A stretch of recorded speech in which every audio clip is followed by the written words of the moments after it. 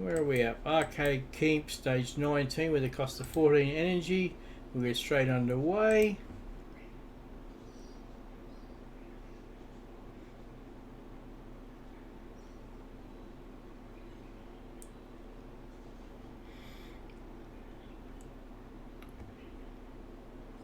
Meliside Belly leading off.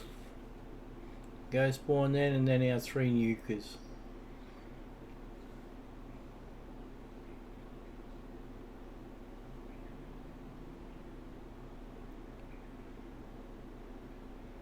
Yeah, you can do the fights on manual as well if you wish to. That way you get to know which skills your champions have and how they work each skill.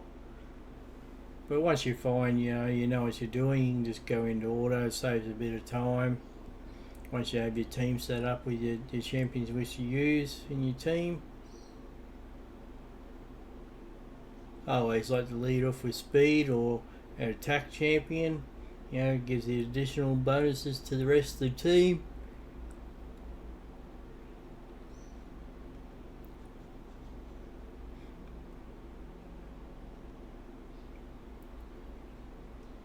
Increase in tax there. One of the buffs.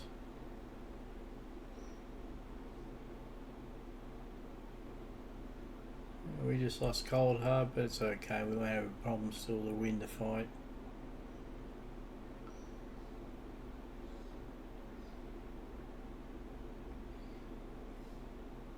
And that was Arcane Keep stage 19. We got 7,400 silver and 1 superior arcade potion.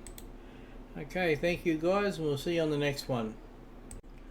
Hi guys, welcome back to Sim Raid YT. Today we'll be looking at the dungeon map in the Arcane Keep. But first, before we start that off, I thought I'd just show you my Great Hall so you can see where I'm at.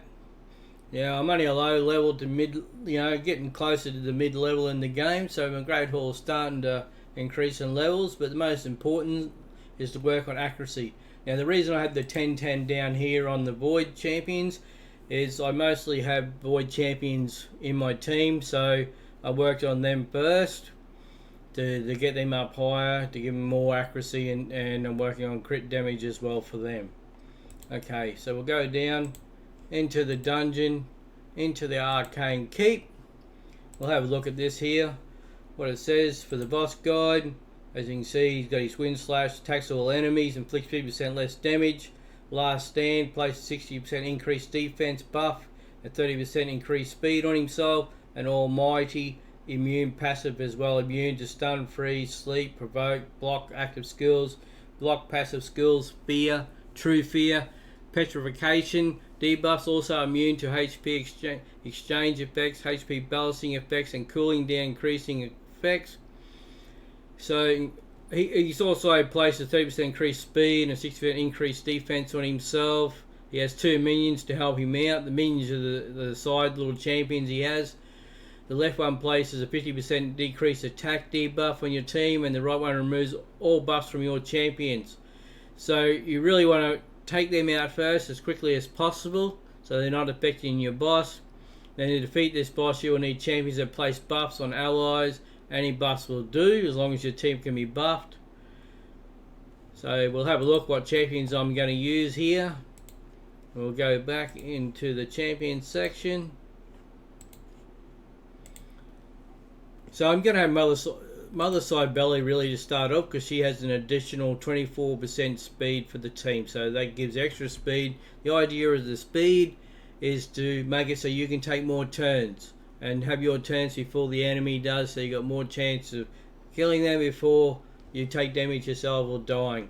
So I set up as much speed as possible. I have 247 speed on her, accuracy of 184. Now with accuracy it works by, if you work on yourself about 10 accuracy per level, it gives you a good chance of still getting your skills away. So like if you had level 10, you'd want 100 as accuracy. Level 20, 200 accuracy, or pretty close to it. Now, Meliside Belly's here for her Soul Shepherd.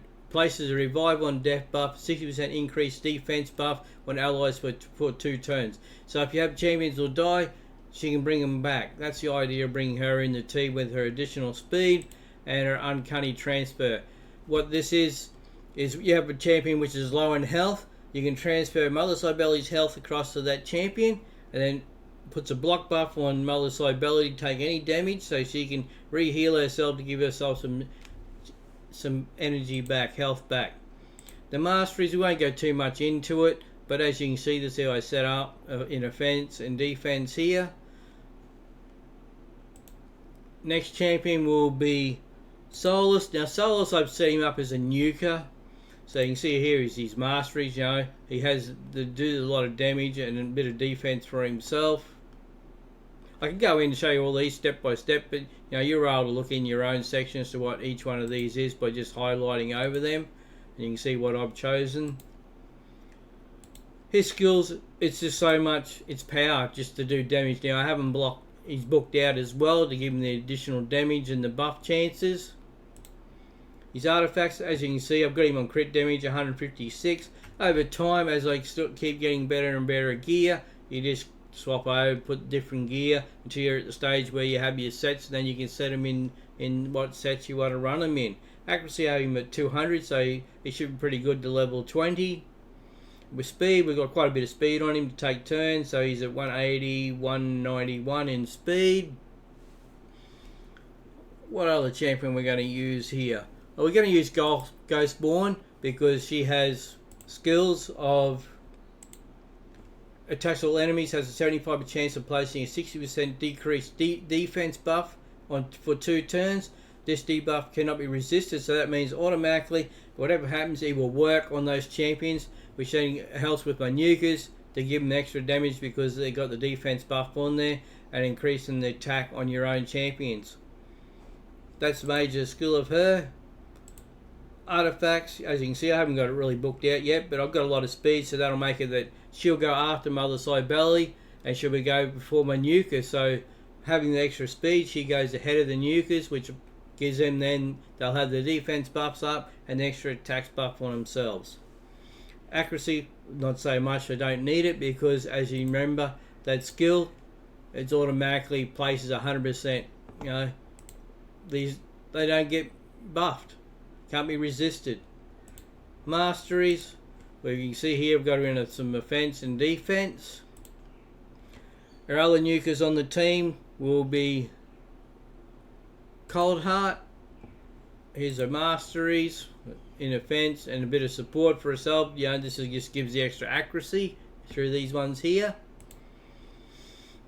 The skills is just really about this Heart Seeker, and it'll turn the turn meter of the other champions back to decreases back to 0 each time to make they don't take their turns. But this is all it's for, is damage. Artifacts, you can see here I've got a bit of speed on it, which will make it still. She'll come in after Ghostborn, so she'll have those boosts on her and the defense on the enemy as well down. I've got her in 170, 184 crit damage, so she'll do a lot of damage and her accuracy is very high, so she'll have no problems at all with her skills to get those skills away. Our other champion will be Raw Guard, another nuker. So I have 3 nukers in the team, you know, just to do the damage as fast as possible. He has only 154 damage, so over time, you know, increase the damage, gives him more damage when he's attacking. Accuracy at 219, so he'll be fine to do the level 20. And then a speed of 170, 181. But yeah, it's just all about the skills. The takedown, that's his damage. Put the books on, it gives you additional damage and increases it according to enemy max HP. His masteries are the same. Put him in offense. You know, offense gives you the extra for your attack, and then support to help himself with a bit of accuracy. And I think that was it. 1, 2, 3. Yeah, that was it for the champions.